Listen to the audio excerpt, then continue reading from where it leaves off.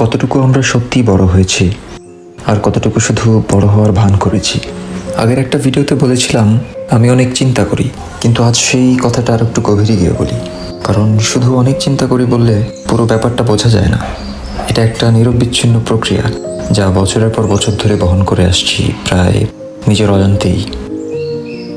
আমার চিন্তাগুলো মাঝে মাঝে এত তীব্র হয়ে যায় যে কোনো ভারী কাজ না করেও, কোনো গরম বা আর্দ্রতা ছাড়াই আমি ঘামতে শুরু করি। শরীর স্থির বসে আছে, কিন্তু ভেতরে একটা যুদ্ধ চলছে। যুক্তি বনাম ভয়, পরিকল্পনা বনাম সংশয়। প্রথমবার যখন এমন হয়েছিল বুঝিনি এটা কি, মনে হয়েছিল শরীরের সমস্যা। পরে বুঝেছি এটা মাথার ভেতরের চাপ শরীর দিয়ে বেরিয়ে আসছে। একটা চিন্তা আর একটা চিন্তাকে ডেকে আনে, সেটা আর একটাকে, আর কিছুক্ষণের মধ্যেই মাথার ভেতরে একটা গোলকধাঁধা তৈরি হয়ে যায়, যেখান থেকে বেরোনোর পথ খুঁজে পাওয়া যায় না। এই জিনিসটা নিয়ে ভাবতে ভাবতে একটা বড় প্যাটার্ন চোখে পড়লো। শুধু আমার নিজের জীবনে না, আশেপাশে আমার বয়সী অনেক ছেলেদের মধ্যেও এই প্যাটার্নটা আছে। আমাদের সংস্কৃতিতে বিশেষ করে 20-এর কোঠায় থাকা ছেলেদের মধ্যে একটা নীরব প্রশিক্ষণ চলে, বড় মানুষের মতো আচরণ করার প্রশিক্ষণ। কেউ সরাসরি শেখায় না, কিন্তু চারপাশের প্রতিটা ইঙ্গিত বলে দেয় কাঁদা যাবে না, দ্বিধা দেখানো যাবে না, আমি জানি না বলা যাবে না। এসব দুর্বলতার লক্ষণ বলে গণ্য হয়। ভেতরে তখনও একটা কিশোর মন কাজ করছে, ভয় পাচ্ছে, প্রশ্ন করছে, ভুল করে শিখতে চাইছে, কিন্তু বাইরে থেকে সেটা লুকিয়ে রাখতে হয়। কারণ সমাজ বলে এই বয়সে আর কিশোর থাকা চলে না। ফলাফল কি দাঁড়ায়? এই ছেলেরা বড় হয়ে ওঠে ঠিকই, বয়সে, দায়িত্বে, চেহারায়, কিন্তু আত্মবিশ্বাস নিয়ে বাঁচতে শেখে না। শেখে আত্মবিশ্বাসের ভান করতে। বিষয়টা হয়ে যায় কনফিডেন্টলি লিভিং না, কনফিডেন্টলি প্রিটেন্ডিং। আর এই ভানটা এত দক্ষ হয়ে যায় যে নিজেও মাঝে মাঝে ভুলে যায় কোনটা সত্যিকারের আত্মবিশ্বাস আর কোনটা শুধু অভ্যাসে গড়ে তোলা একটা মুখোশ। একটা জিনিস, ইংল্যান্ডে আসার আগে কখনোই ভাবতে হয়নি নিজের পরিচয় দেওয়া। 90-এর দশকে বাংলাদেশে বড় হয়েছি। সেই সময়টায় আশেপাশে সবাই আমাকে চিনত। বাজারের দোকানদার, পাড়ার চাচা, স্কুলের দারোয়ান, সবাই জানতো আমি কার ছেলে, কার ভাই, কোথায় আমার বাড়ি। পরিচয়টা আমাকে তৈরি করতে হয়নি, সেটা আমার চারপাশ থেকেই এসেছিল জন্মের সাথে সাথেই। যখন ইংল্যান্ডে প্রতিটা নতুন মানুষের সামনে নিজেকে নতুন করে বলতে হয় আমি কে, কোথা থেকে এসেছি, কি করি, প্রতিবার একটা নতুন ভূমিকা তৈরি করতে হয় নতুন করে।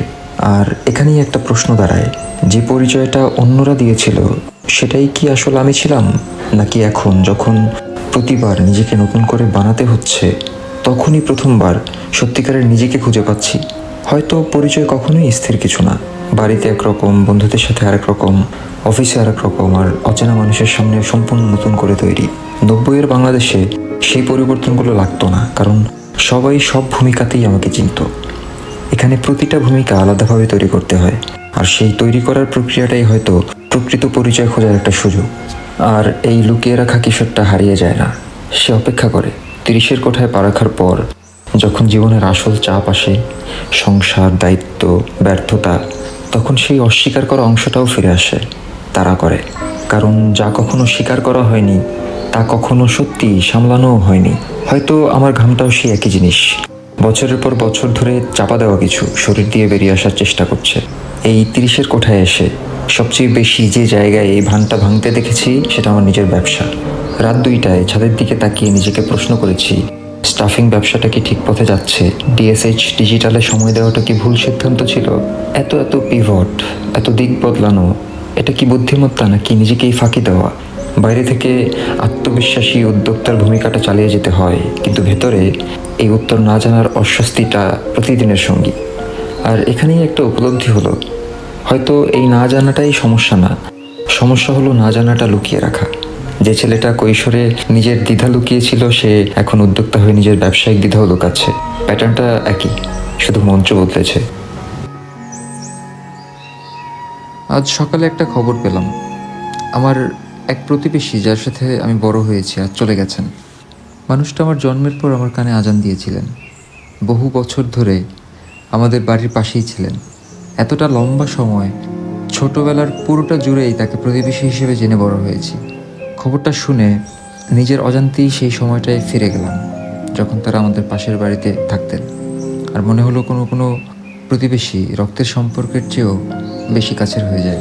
তারা সাক্ষী থাকে আমাদের পুরো বেড়ে ওঠার প্রতিটা ধাপের।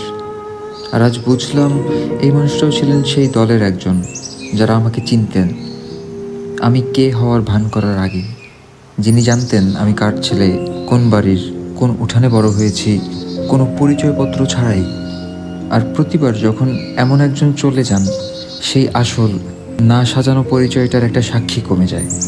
আর আজকের এই খবরটা মনে করিয়ে দিল, যে মানুষগুলো আমার সেই আসল ভানহীন পরিচয়টা চিনতেন, তারা একে একে চলে যাচ্ছেন। তাই হয়তো এখন নিজেকে চেনার দায়িত্বটা আরও বেশি নিজের কাঁধেই তুলে নিতে হবে। কারণ ভান করা বন্ধ করাটাই সত্যিকারের বড় হওয়ার প্রথম পদক্ষেপ। ভান করে বড় হওয়া আর সত্যি বড় হওয়া এক জিনিস না। এই ভিডিওটা তাকে উৎসর্গ করলাম, যিনি আমার জন্মের প্রথম শব্দটা শুনিয়েছিলেন। আল্লাহ তাকে জান্নাতবাসী করুন। ধন্যবাদ সবাইকে। পরের এপিসোডে আসছি।